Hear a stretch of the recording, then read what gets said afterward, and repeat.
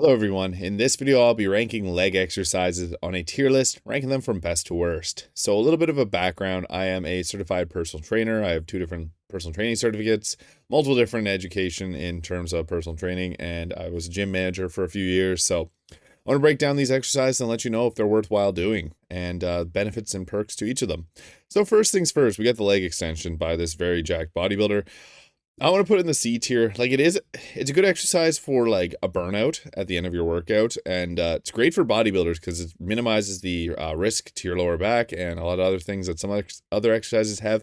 But at the same time, you're putting force at the back of your knee and the front of your shin, which pushes, like, it could end up causing knee pain down the road. And it's a lot of people do injure their knees doing this exercise just due to the leverages. Like, it's pushing on the top of your leg and the bottom of your shin. So good exercise for building up quad muscle, but it can lead to a lot of injuries. So I'm going to put it in the C tier just due to that. And a lot of people end up spamming these and not doing other leg exercises that are much more beneficial, like the barbell back squat, which I'm going to put in the S tier. This is the alpha of the leg exercises. If you want to grow your quads, do lots of squats. They're an amazing exercise. It doesn't have to be with a barbell on your back. I actually see a few little issues with this guy's form, but like the wrists are broken backwards. It looks like his heels are, they might be lifting up a little bit, or his feet are turning out a bit. But the squat, very great exercise, and it's one that you want to do perfectly because there's a lot of risk associated with the squat. So if you're looking to do squats and you've never done them before and you're unsure of the form, maybe meet with a personal trainer just to make sure you're able to do them correctly. But very, very good exercise and essential for building muscle. Next, we got the lunge, which, like, I'm going to group all lunges together in this one. It doesn't have a barbell or any dumbbells or free weights. But lunges in general are the most underrated leg exercise, I believe. And it's good. Like, if you're an athlete at all, you should be doing lunges because it's going to increase your split stance, which is basically running positions. In any sport, you're in somewhat of a lunge position. So it's a good exercise to train to get better at it. It's great for building muscle. Lots of different variations: forward, reverse, curtsy, side lunges, walking lunges. Like, there's a lot of variations. You can add weight to it. So I'm putting it in the S tier. Some people might complain about that. I know a lot of people hate on lunges for some reason, but they're a really good exercise and very beneficial if you want to build up strength and stability. Next, we got the hack squat, which is another great exercise. It's more of a loading exercise because you can go heavier than you can normally do on like a barbell back squat. So it's a good accessory if you're doing barbell first, maybe hack squats next, and then you can load up like just as heavier, a little heavier, and get some quality reps in. The reason it's easier to do is because it's got a back support there, where here it's just free and you have to use your core to stabilize. This, you do still have to use your core, but it's not as much in demand as there is a pad there to keep you safe. And yeah, it's a pretty good accessory to the squat, but this should not be your main squat exercise. If your gym doesn't have a squat rack or anything, maybe then, but yeah, it's a great exercise. Don't use it as your main though. It's a good accessory to the squat. Next, we got conventional deadlifts. I'm also going to put these in the S tier. These are great. Full body workout. It hits pretty much every muscle in your body, so it's not so much a leg exercise as a like posterior chain full body exercise. Great for growing hamstrings, glutes, quads, you name it. Very, very beneficial exercise for maximal strength, and it's going to help out if you can deadlift a lot and you've never squatted before. Your squat's going to probably be quite high as well. This transfers into pretty much every exercise, so it's very versatile, very good exercise.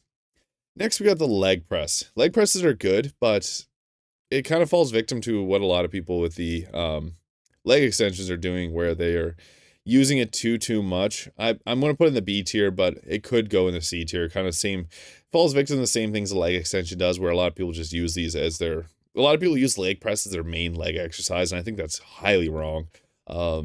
But people have ego, and you can lift heavier on a leg press than you can on a squat. No one wants to squat one plate. Everyone wants to squat heavyweight. But if you can squat a plate, you can usually squat or leg press a few plates. So the ego kicks in. I see it all the time. I see people coming, like when I was a manager at the gym, people would come up to me all the time saying that their leg press is so big, but they squat nothing. And yeah, it's a problem. Don't be a leg press goblin. Next, we got the hip adductor machine. Okay, we got the abductor and then adductor here. So these are both pretty decent machines. I'll put them in the B tier. Both of them, I guess. One works the glutes, one works the adductors. like they're not like super beneficial.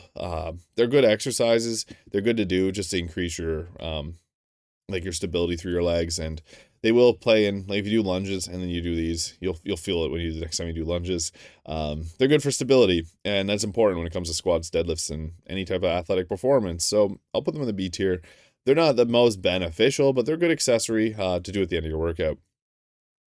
Next we got, I don't know what this is, body weight squat, I guess, but it's got a band around the knee, forcing that external rotation through the quads, or through the femur there. It forces you to keep your knees from caving inwards. It can be a good ability to get, or a good exercise to get, similar to the abductors, get your glutes fired up. And yeah, like I'm putting in the A tier because if we took out the band, amazing exercise. Should be doing bodyweight squats. If you're doing any type of squats, bodyweight squats come next to that. You want to make sure, like if you're warming up, bodyweight squats are a great way to warm up into a barbell squat. Like you should at least do at least 10 minimum reps of a bodyweight squat before even loading up your barbell squats. And it's a great burnout too. Like if you've done a leg day and you did heavy squats and then you wanted to go in and then do some heavy, or not heavy, but high rep bodyweight squats, you're going to get a good workout that way. So I'm putting that in the A tier as well.